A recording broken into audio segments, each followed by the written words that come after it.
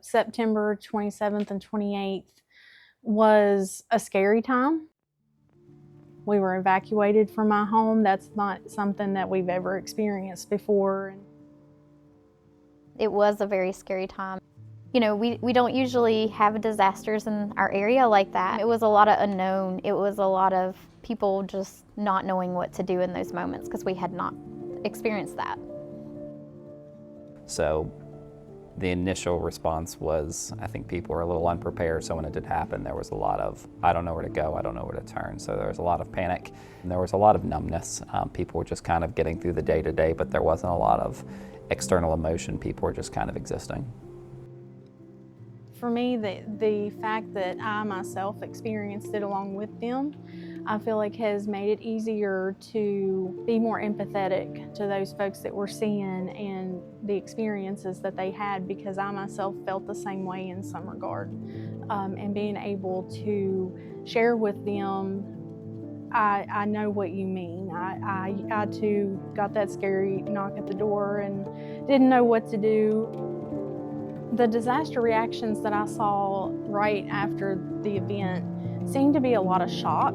Some of the folks that came through the donation centers were almost numb, you could just tell. They just needed a warm hand. And then once you provided that and started talking with them, you had a lot of people that would just break down. And you could just tell they've been holding things in. A lot of them had been stuck in their home for a few days. People lost a lot of things, and things they had worked their whole life to have.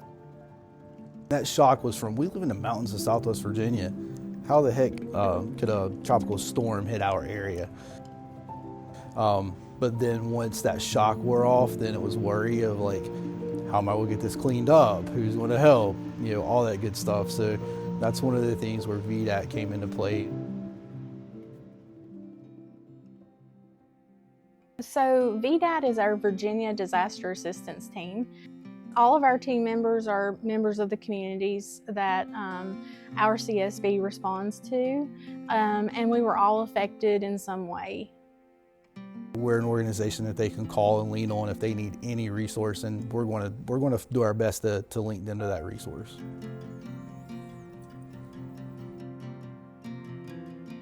Neighbors helping neighbors, you know, helping your community. And we've seen that a lot with a lot of the stories that we heard, you know, neighbors helping, you know, build bridges and without any cost. I've seen so much of the community coming together.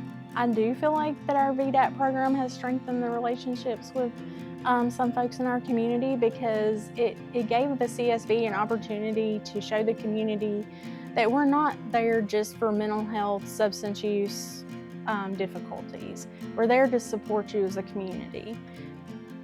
I think it has strengthened our relationship with the community in several ways. Us going door to door, I heard many of stories and they're like, wow, thank you for coming out and actually checking on me. It wasn't that they were just doing door to door, but they were doing door to door in the evenings, on the weekends.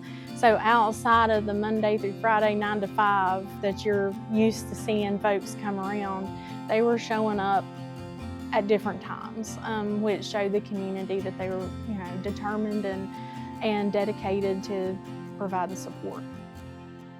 So since the disaster, our agency has taken a more active role in developing plans and protocols for future disasters.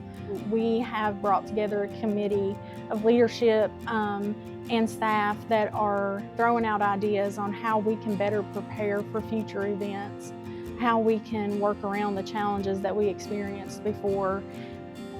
You know, now we have VDAT. You know, this is a standing thing, so we may not be active, but if we need to reactivate, we already have a system in place that we can easily reactivate if needed. So that's been a very positive thing about doing this. It was chaotic, but it was also beautiful to see everybody coming together and helping right in the moment. And I feel like inevitably, if something like this does happen again or some other type of event, that we will be prepared to act quickly and help people.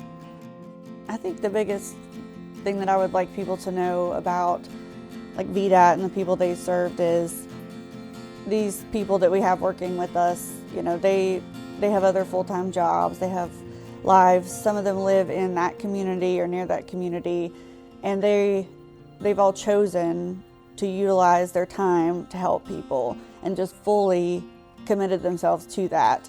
We made it our goal from the onset of VDAT to knock on every single door. And we met that goal fairly quickly because we wanted those people to put a face with the name of the program. We had a disaster hotline, and it's okay to call a hotline, right? But you're talking to a phone. To actually talk to somebody and see those emotions and see them live those emotions with you, that they care, was important.